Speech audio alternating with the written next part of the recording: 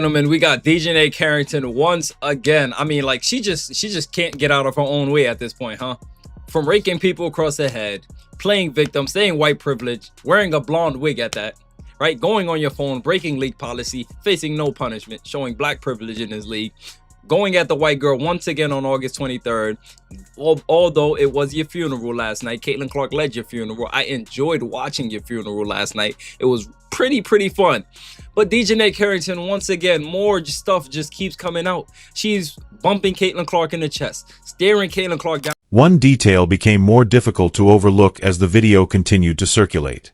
What transpired after the league was eventually forced to react. Oh my goodness, DiJonai Carrington bookmarking this day just to get embarrassed by Caitlin Clark. The big bad wolf coming through, blowing houses down until she tried to blow down the Caitlin Clark brick house that was built by DiJonai. This lady was 3 for 11. 3 for 11, 0 for 3 from the 3. A terrible performance. My goodness, tried to come out and take the show, right? Tried to create her moment, and guess what, DiJonai? Now your name is DiJonai Who Carrington. Who cares? The Chicago Sky had just been battered by the Indiana Fever. Normally, it would have been the whole story, but Caitlin Clark had given another incredible performance. Instead, after the game, fans started sharing footage that changed the topic of discussion from the scoreboard to something far more awkward. A series of violent altercations and visible wounds on Clark's arm had already transformed a routine rivalry game into yet another intense WNBA argument. Just play basketball. Like, why is always got to be something with the same repeated offenders, man? Like, it's always like the less talented out of the group, right? The less talented ones always focus on everything but basketball. The ones that's talented, you know what they focus on?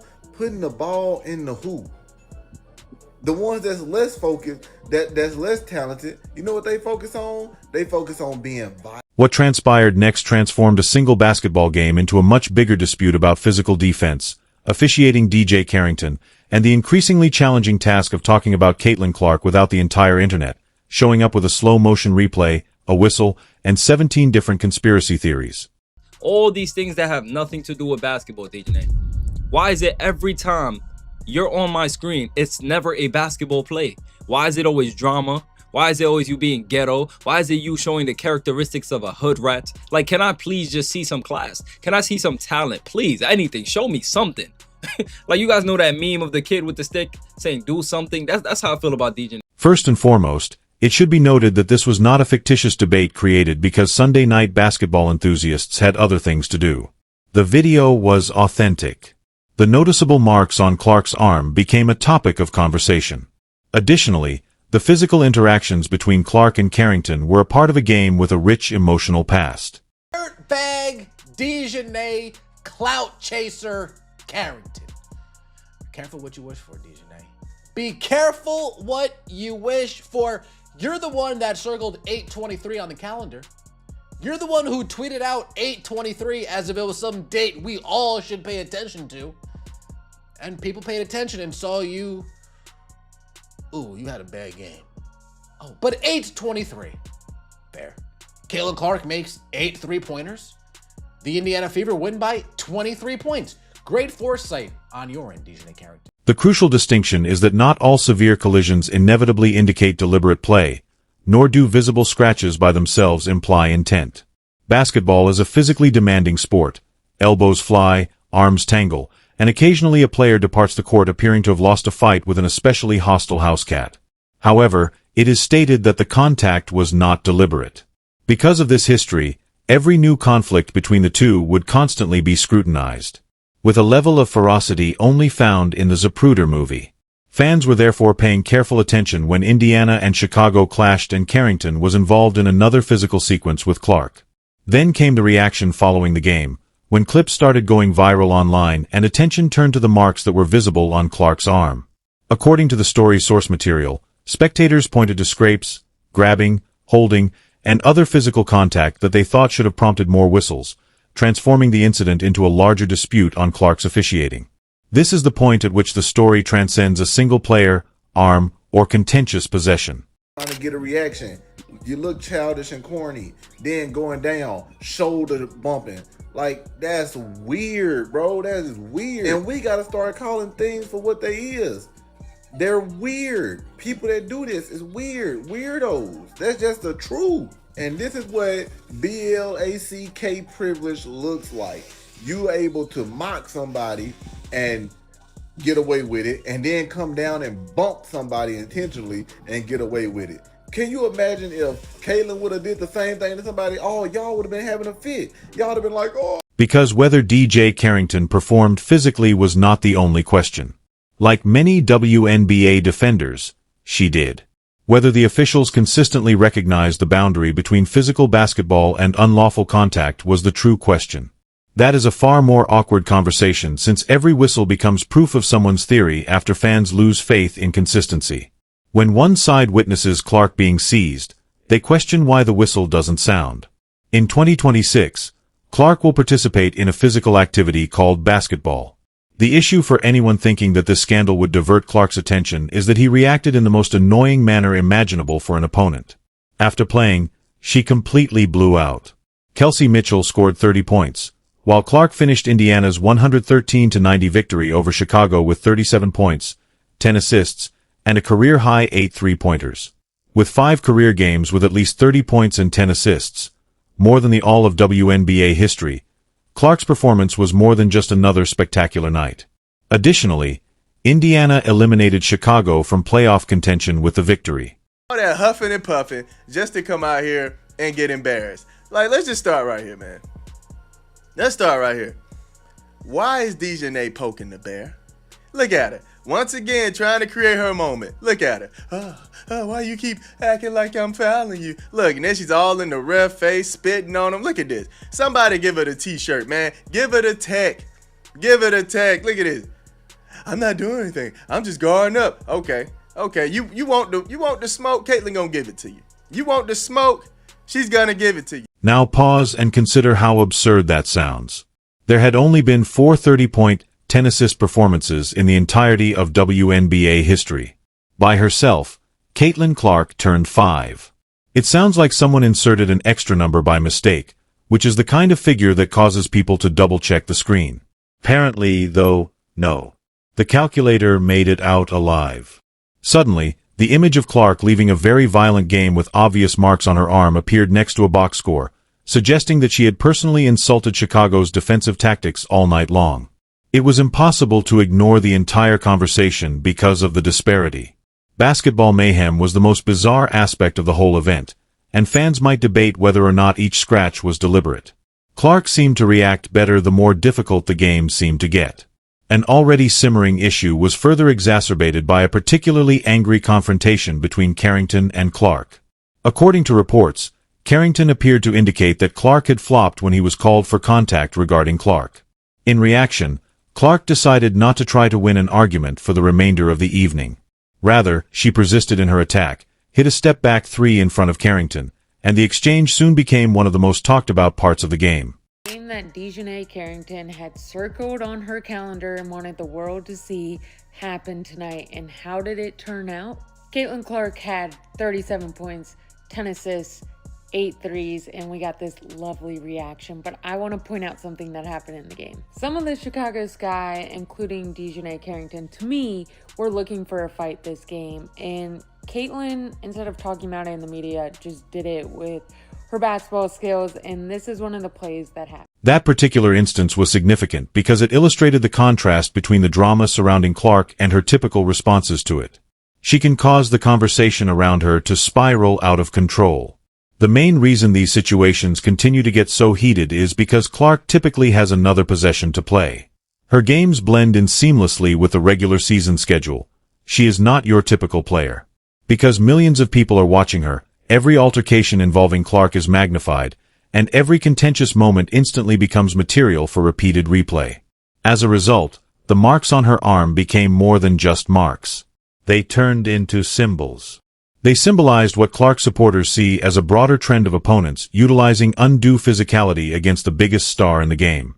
Officials don't always offer protection. At that point, the discussion starts to get more fascinating. Because a conspiracy theory is completely unnecessary for the strongest case. Referees don't need to scheme in secret in a dark room like villains in basketball to decide who gets to make free throws. Inconsistency is all that is required for controversy. An inconsistency is significantly more destructive, far more widespread, and far more plausible. You got DiJonai Carrington fouling Caitlin Clark right here. Look at this, man. So she's reaching in for the ball, fouling Caitlin Clark. We can visibly see she's going in. Caitlin has the ball all the way out here. So clearly you didn't get basketball. You got something else. If you got basketball, the ball would have, left Caitlin Clark's hand. It would have got, deflected or something. It would have went out the way. It would have been a loose ball. But no, Caitlin still has full control of her dribble. What she doesn't have control over is you all in her space, hand checking her, smacking her. And the referee sees it, calls the whistle. And you immediately, instead of reacting, this is how I know you're a victim. You get weaponized by the other victims in the black community. Fans notice when a player receives a whistle for hand checking while another player receives a call for comparable contact. Players notice if contact is let to intensify for 3/4 of a minute before the umpires abruptly decide to tighten the game. Everyone ultimately notices if the standard varies based on the crew, the matchup, or just what an official observes from one perspective. Because of this, the Clark situation is significant for reasons other than Caitlin Clark. Until someone's elbow has its own television, the WNBA has become a league where more people monitor, analyze, and are willing to freeze frame a possession. Slow motion replay and sufficient self-assurance to describe the rulebook even though it has never been examined. The league now has a considerably lower margin for error, but that does not mean the crowd is always correct. Within minutes, any dubious whistle may be replayed from several perspectives. It is possible to slow down and analyze each contentious possession frame by frame. Any discrepancy can easily be included in a much longer discussion. Thus, a fascinating basketball question is raised by the debate surrounding DJ Carrington and Caitlin Clark. How should a player like Caitlin Clark be defended? She can pull up from a distance that makes defenders question whether the scouting report inadvertently omitted half the basketball court, so giving her too much room is certainly risky. I have the honor of going into the locker room and tweeting after someone requested you to clothesline Sophie Cunningham. She did it. No one made you do it. And he made you the center of attention. We were all wondering what DJ Carrington will do in 823 going into this game. She also made the place smell bad. Carrington, DiJonai clout chaser. Without her clout chasing, without her resorting to her old dirty ways in an attempt to gain a rise and elicit a response from Caitlin Clark, it wouldn't be a game. DiJonai Carrington was lost in her own thoughts and was incredibly unstable. Because Clark can put the ball on the floor and exploit the space defenders have just given up, overcommitting to the three-point line causes another issue. Because she can identify passing routes that are undetectable to everyone else until the ball unexpectedly finds its way into a teammate's hands for an easy basket, concentrating on stopping her scoring is equally dangerous. Because of this, defenders instinctively attempt to make her life tough by using physical basketball, and this strategy is very normal. Basketball has long been a physically demanding sport, particularly when teams are attempting to slow down a top scorer and playmaker who has multiple ways to dominate a game. The true question is not whether or not defenders should be aggressive, but rather where to draw the line when that physicality starts to turn into unlawful contact. When the player receiving that contact continues to provide record performances in spite of the pressure, that question becomes even more crucial. Opponents will be more inclined to push the boundaries of what officials will permit as Clark grows more risky. Fans' concerns, which are mirrored in the original text, center on Clark's frequent absorption of severe contact and grabbing while getting fewer whistles than many spectators feel those plays merit. However, it's equally crucial to understand that not all obvious scratches or severe collisions indicate malicious intent. This is the point at which the discussion becomes more nuanced than social media frequently permits. DiJonai Carrington she has wrecked her reputation. Her reputation has been completely ruined. And the past few weeks have not been good for her because everyone knew going into the Indiana Fever game that she wasn't there, taking off people's heads in every game. We saw what an actual chase down block or an actual block from behind looks like when Mo Billings was running in a layup. Just as Caitlin Clark deserves more consistent officiating without every missed whistle turning into proof that the league is intentionally targeting her, DJ Carrington can play an aggressive and very physical style of defense without every physical play being instantly labeled as dirty. Fans have a right to be irritated by dubious calls, but this does not show reasons that the evidence does not support. However, for there to be an officiating issue, the WNBA does not require a covert meeting inside a volcano, complete with referees sitting around a massive screen and calculating how many free throws Clark is permitted to make. A much more plausible answer is inconsistency, which can be equally harmful. However, according to Online, the discussion that follows the game is less about the actual basketball played and more about scratches, missed whistles, and worries about possible injuries. Nobody is requesting that the WNBA transform defense into a courteous social gathering where players exchange compliments before swapping duties. Basketball should continue to be a rough sport, but there must be uniformity in the standards. When illegal contact happens, it should be reported. Every participant should have the same level of protection, and legal physical defenses should be permitted to continue. Additionally, the league cannot afford to wait until the internet has produced a 47-part slow-motion study before concerns about whether a specific sequence merited a closer start to surface. Pay attention. How do you feel about me now? How do you feel about me now? How do you feel about me now? Did you enjoy that? Did you enjoy that? Baby, did you enjoy the Clark show? Did you enjoy the Clark show that she performed in Chicago? It is accessible to all. Was it privilege for white people? DJ Carrington, hold on a second. Was that 37 points of white privilege? Was that 10 assists, 37 points, 10 assists, double white privilege?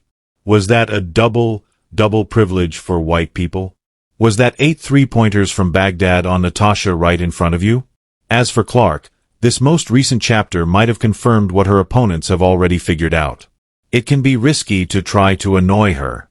She seems to be more adept at converting that energy into fuel as the atmosphere gets more turbulent. Despite the evident tension, the intensity, and the growing controversy surrounding the game against Chicago, Clark managed to finish with 37 points, 10 assists, and 8 3-pointers. Witnessing this whole story in the room is quite inconvenient. Clark scored 37 points, dished out 10 assists, and made 8 3-pointers in a performance that increased her career total to 5 games with at least 30 points and 10 assists. Indiana finished with 113 points, while Chicago finished with 90. The source material claims that Clark had more of these performances than the entire WNBA's history put together. This is the kind of statistic that elevates the entire debate surrounding the game. However, the controversy is unlikely to end anytime soon since fans will continue to scrutinize the video, dispute the whistles, and scrutinize each of Clark and Carrington's upcoming games with a level of focus often reserved for a lunar landing. She got off to a great start. She got off to a really good start. I won't act as though she didn't. Caitlin Clark entered that game the second time. It like a flipped switch. It seems as though I'm heading to a farm. Getting my clips is the only thing that matters to me. Is the only thing that counts. She's getting a brick center game because she went out and circled the game on her calendar and went straight into Caitlin Clark. A brick center is preferred by 14,000 people. However, this game seemed to show that making Caitlin Clark uncomfortable hasn't been a very effective way to stop her. Every mark on her arm will be scrutinized by fans as she leaves the court, every contentious play will be slowed down under a microscope, and every referee will suddenly be the focus of amateur film study. She can then go back to the court and answer in a way that amplifies the conversation as a whole. She can keep scoring, setting up chances, and making opponents deal with the same issue that initially sparked the physicality. What is the best way to stop her without starting a new controversy? Opponents, spectators, and league officials might want to continue watching if they thought the story would conclude with a few bruises and one contentious game. When it comes to Caitlin Clark, the final buzzer doesn't always mean the end of the story. Sometimes it just sets up the next chapter, debate, and game, where everyone will be watching to see what happens when the whistle blows, when the physicality escalates, and when Caitlin Clark determines that letting her basketball speak for itself is the best course of action.